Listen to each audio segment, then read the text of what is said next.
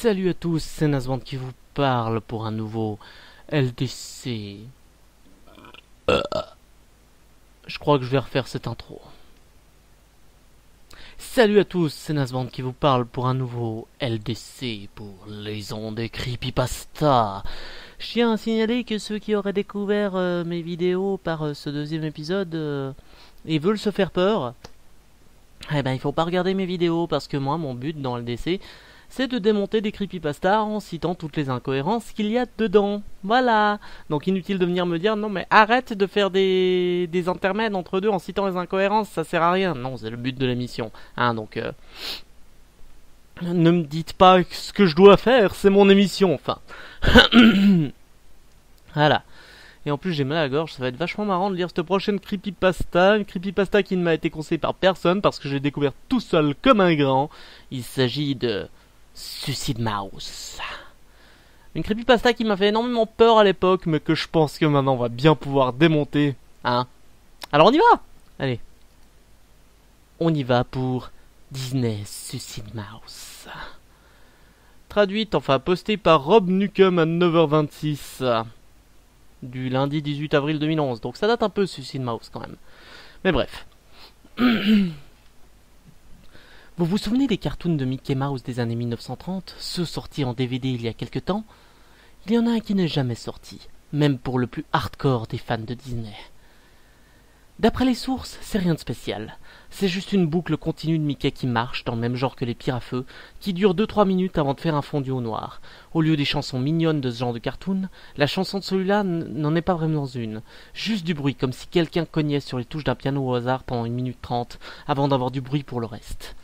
Ce n'est pas le bon vieux Mickey qu'on aime non plus. Mickey ne danse pas, ne sourit même pas. Il marche comme vous et moi, avec une expression normale au visage. Oh mon Dieu, qu'est-ce que c'est effrayant! Il marche avec une expression normale! Appelez la police, les pompiers!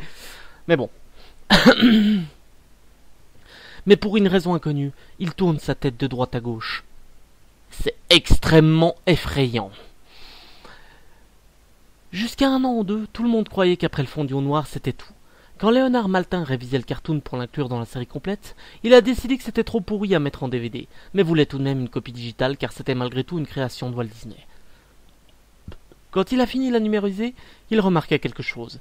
Le cartoon faisait en fait 9 minutes et 4 secondes. Donc en fait le mec, tout le monde a cru avec une pellicule, je veux dire une pellicule hein, qui fait une taille de pellicule quoi, tu peux pas tricher avec la taille d'une pellicule, que le dessin animé original faisait environ 1 minute 30 et il a découvert avec la numérisation que le cartoon fait en fait 9 minutes et 4 secondes. What the fuck, c'est quoi cette merde? Non, sérieusement. Tout le monde le sait. Quand vous voulez copier des vieux enregistrements, que ce soit sur cassette audio, cassette vidéo, si vous ne savez pas ce que c'est une cassette audio ni une cassette vidéo, vous êtes trop jeune, je ne vais pas vous l'expliquer. Voici une image pour vous. Voilà. Tout le monde sait que quand vous voulez enregistrer une cassette vidéo, que vous voulez la numériser, hein, vous êtes obligé de passer la cassette vidéo en entier. Il n'y a pas de moyen rapide. Vous pouvez pas drop la bande de la cassette vidéo sur votre ordinateur pour avoir un fichier tout de suite. Hein. Vous êtes obligé de la faire diffuser et d'enregistrer sur votre ordinateur en même temps. C'est comme ça que ça marche avec les bandes. Donc non, c'est déjà une première incohérence. Hein. Donc oui, 1 minute 30 sur une pellicule et on découvre que, paf, grâce à la numérisation, ça fait 9 minutes et 4 secondes. Donc ouais, il faudra quand même dire à l'auteur qu'on ne peut pas numériser comme ça une bande en la droppant sur l'ordinateur. Ça n'existe pas. Hein. On est obligé de la jouer. Voilà. Mais bref. Voici ce que ma source m'a envoyé en entier. C'est un assistant d'un des plus hauts dirigeants de Disney et de Monsieur Maltin en personne. Assistant dont on ne donne pas le nom, dont on ne donne pas de photos, dont on ne donne rien du tout. Je veux dire, la creepypasta sur Pokémon, au moins elle avait le courage de donner des noms, même s'ils sont probablement ultra fictifs. Là, il n'y a pas de nom. C'est juste un assistant des plus hauts dirigeants de Disney. Hein. Sinon, vous saviez que j'avais un assistant d'Electronic Arts chez moi? Ouais, il est assis à côté de moi. Ah, pourquoi je vous le montrerais? Vous me croyez sur parole, bordel de merde?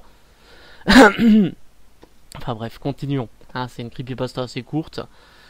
D'ailleurs, il y a une vidéo de la creepypasta en même temps, donc je vais vous la diffuser en même temps que je parle. Parce que je suis cruel. Après la coupure au noir, ça reste ainsi jusqu'à la 6e minute, avant de revenir sur Mickey marchant. Le son était différent, c'était un murmure, ce n'était pas un langage, mais plutôt un pleur étranglé. Alors que le bruit devenait de plus en plus fort et confus à la minute suivante, l'image commence à devenir bizarre. Ouais, la traduction aussi commence à devenir bizarre, franchement c'est traduit comme de la merde, faut pas prendre Google pour ce genre de choses. Moi je dis ça, je dis rien. La marche commença à partir dans des directions qui semblaient impossibles d'après la physique de la marche de Mickey. Ouais, avec Vegas j'arrive à le faire, Avec After Effects aussi. En fait, avec n'importe quel logiciel d'editing vidéo actuel, j'y arrive. Mais bon. Et l'expression neutre de Mickey se changeait en sourire malsain. À la 7e minute, le murmure se transforme en un hurlement horrible, le genre qui fait mal à entendre. Et d'ailleurs, vous n'entendez pas le hurlement sur la vidéo, mais c'est le genre de hurlement qui est utilisé dans au moins 160 millions de films différents, et qu'on peut trouver gratuitement en tapant hurlement, bruitage sous Google. Voilà. Et l'image devenait de plus en plus obscure. Des couleurs apparaissent alors que c'était impossible à l'époque. Alors non, c'était possible, c'était juste que... Le premier... attendez. De quand remonte le premier enregistrement couleur jamais enregistré? Je crois qu'il datait de 1926 ou de 1927. De 1927, oui tout à fait. Rishnu, Haila, voilà. De 1926 ou de 1927, donc oui c'était possible. Enfin bref. Donc avant de dire que quelque chose est impossible, on se renseigne avant. Merci. Le visage de Ta gueule! C'est la 2e fois que tu me fais le coup, je lis une creepypasta, connard de Natel. Où en étais-je? Le visage de Mickey commença à tomber en morceaux. Ses yeux roulent au bas de son menton comme 2 billes dans un bol, et son sourire incurvé se déplaça en haut à gauche de sa tête. Vous noterez que rien de tout ça n'est présent sur la vidéo, du tout. C'est censé être la vidéo originale, la vidéo que les gens de l'époque ont vue, mais ça n'existe pas sur la vidéo, donc je crois que je vais activer mon détecteur à bullshit. Voilà, c'est fait. Les buildings semblaient flotter en l'air et la marche était toujours impossible à imaginer comme ça. Inconcevable pour ce que nous, humains, savons de la marche. Pour ce que nous, humains, savons de la marche. Ouais. On sait énormément de choses sur la marche. On sait qu'il faut mettre un pied devant l'autre pour marcher.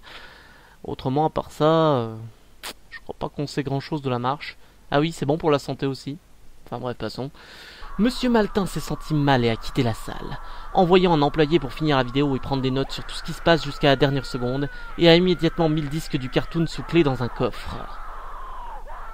Ok, donc ça veut dire qu'en fait il a réussi... Oula, on est de mieux en mieux au niveau du bullshit là. Oulala, mon détecteur à bullshit est en train de devenir complètement fou. Voilà, il vient d'exploser, bordel de merde.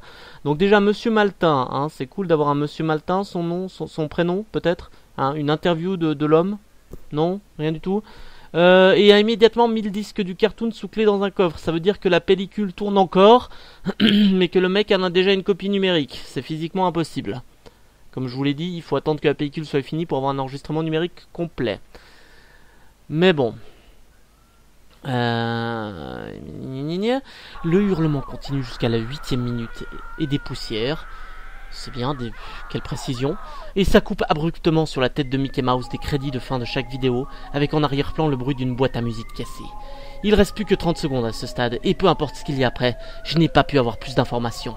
Ou alors j'avais plus d'imagination pour raconter des conneries.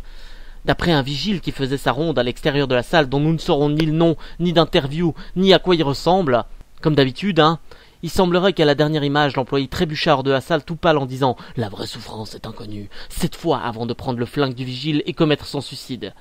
Donc ça veut dire que le vigile, il a tranquillement regardé un mec lui dire « La vraie souffrance est inconnue, la vraie souffrance est inconnue, la vraie souffrance est inconnue, la vraie souffrance est inconnue, la vraie souffrance est inconnue, la vraie souffrance est inconnue, la vraie souffrance est inconnue », et après il a regardé le mec prendre son arme et se tirer une balle dans la bouche. Sans rien dire, je vous rappelle que les vigiles sont censés éviter les troubles, donc un mec qui sort comme ça, t'essayes de le maîtriser à la base, parce que c'est bien un preuve qu'il est complètement fou, Virez ce vigile! Bordel de merde!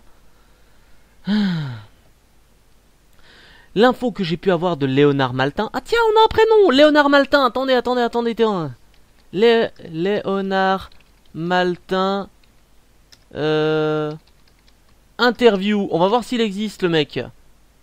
Léonard Maltin. Léonard Maltin est un critique de cinéma, écrivain, historien de l'animation et producteur américain né le 18 décembre 1950 à New York.